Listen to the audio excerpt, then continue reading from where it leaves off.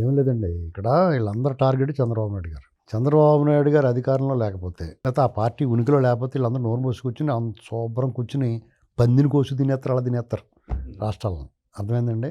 ఇలా ఇప్పుడు తెలుగుదేశం పార్టీ అధికారంలో ఉంటే ఒకలాగా, తెలుగుదేశం పార్టీ అధికారంలో లేకపోతే ఒకలాగా మేధావులతో సహా ఈ పార్టీలన్నీ అలా వ్యవహరిస్తూ ఉంటాయి. ఇక్కడ జగన్మోహన్ రెడ్డి వీరు ముచ్చిమర్రో లేకపోతే ఏ మర్రన్నా అవనివ్వండి, ఆ ఇరిగేషన్ ప్రాజెక్టులకు సంబంధించి జగన్మోహన్ రెడ్డి గారు లీస్ట్ బాదర్డ్.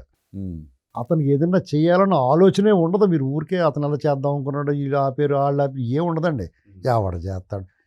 అన్నమయ్య గేట్లు గ్రీజ్ పెట్టించినోడు మిగతా వాటి గురించి మాట్లాడటానికి అసలు మనం ఒప్పుకోవచ్చా?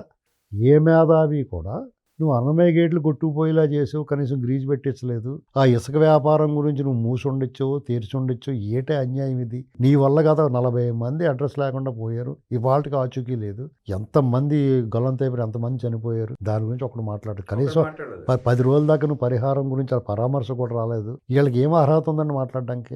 జగన్మోహన్ రెడ్డి ప్రాజెక్టుల గురించి మన నోరు మూసు. జగన్మోహన్ రెడ్డికి లేదు, రాయలసీమ మేధావులని చెప్పుకుని మాట్లాడే మనుషులకు కూడా లేదు. అసలు మీరు వాళ్ళ గురించి మాట్లాడకండి. ఎందుకంటే వాళ్ళు తెలుగుదేశం ప్రభుత్వంలో ఉంటేనే మెలకు వస్తుందండి. తెలుగుదేశం అధికారంలో లేనంత కాలం వాళ్ళు ఏం చేస్తారంటే షోలాపూర్ నుంచి ఆర్డర్ ఇచ్చి మంచి దళసరగా ఉన్న దుప్పట్లు తెప్పించుకుంటారు. ఒక్కొక్కళ్ళు 2 దుప్పట్లు కప్పుకుని పడుకుంటారు. యాసంకాలం, వానాకాలం కూడా.